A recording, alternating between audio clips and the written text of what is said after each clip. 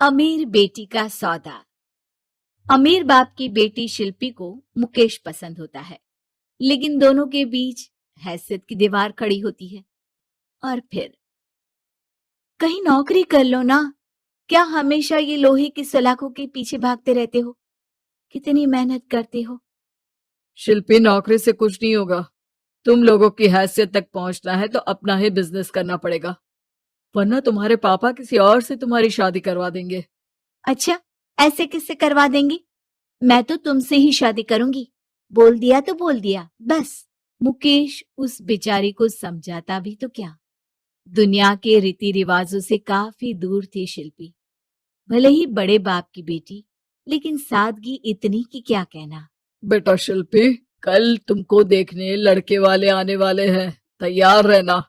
मैंने तुम्हारी माँ को समझा दिया है। घर के सारे नौकर चाकर को वो समझा देगी कि स्वागत कैसे करना है। कैसी बात कर रहे हैं पापा? मैं तो मुकेश से प्यार करती हूँ, उसी से शादी करूंगी। मैंने आपको बताया था ना। मुकेश किसका बेटा है?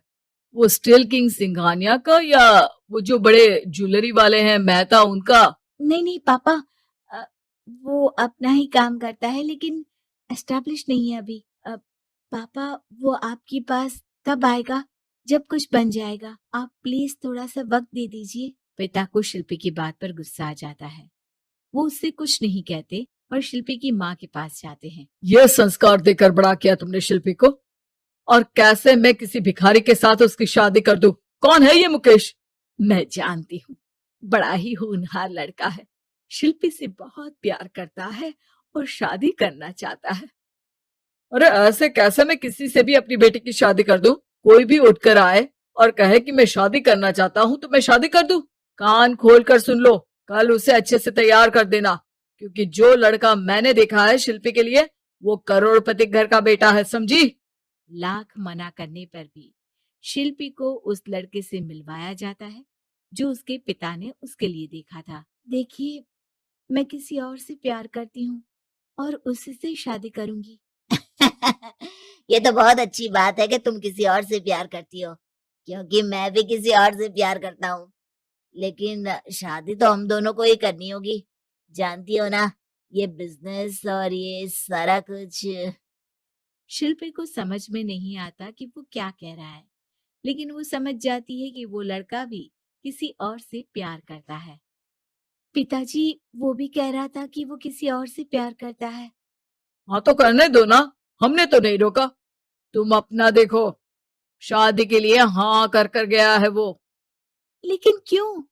अरे वो और मैं दोनों ही एक दूसरे से प्यार नहीं करते, फिर शादी क्यों कर ले? पापा, एक बार सिर्फ मेरे कहने पर आप मुकेश से मिल ले। पिता शिल्पी के कहने पर फॉर्मेलिटी के लिए ही सही, लेकिन मुकेश को घर बुला लेते हैं। देखो, ज्यादा वक्त नहीं दे पाऊंगा। ये बताओ कि शादी के बाद कहाँ रखोगे उसे? 2 कमरे के मकान में? नहीं सर, मैंने 2 साल के बाद का सारा प्लान कर लिया है। मैंने आयरन इंडस्ट्री खड़ी करने के लिए पूरा ब्लूप्रिंट तैयार किया है। मेरी खुद की जगह है दादाजी की। बस थोड़ा फंड का अरेंजमेंट हो जाता तो काम शुरू कर देता। अच्छा, मतलब तुम यहाँ फंड रेज करने आए हो?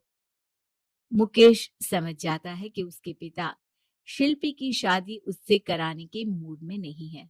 फंड आप कभी दे भी नहीं पाएंगे मुझे। मुझे तो सिर्फ शिल्पी चाहिए। मैं उसके बिना नहीं रह सकता सर। मैं उसे बहुत खुश रखूंगा। वो तो हर पति का धर्म होता है।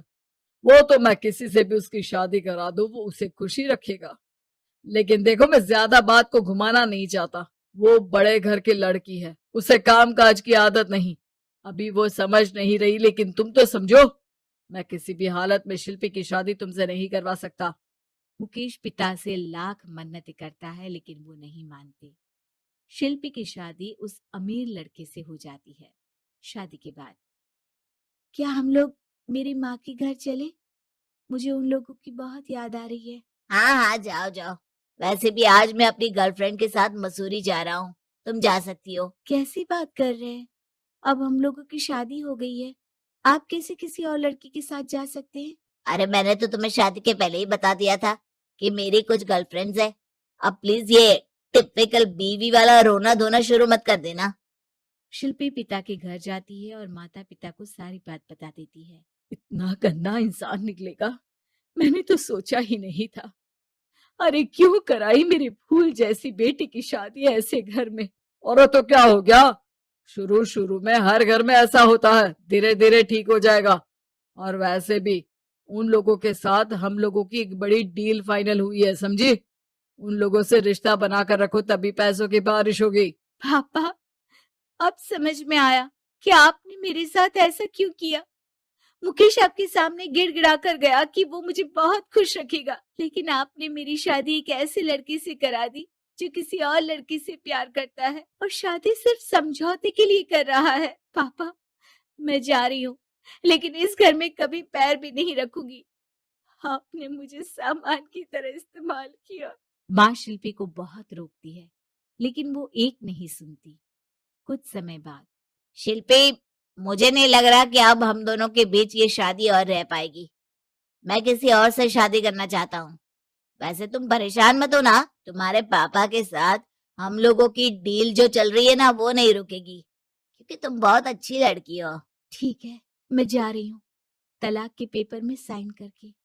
लेकिन एक शर्त है, मैं कहाँ गई ये बात मेरे पिता तक नहीं पहुंचनी चाहिए। शिल्पी घर छोड़कर चली जाती है।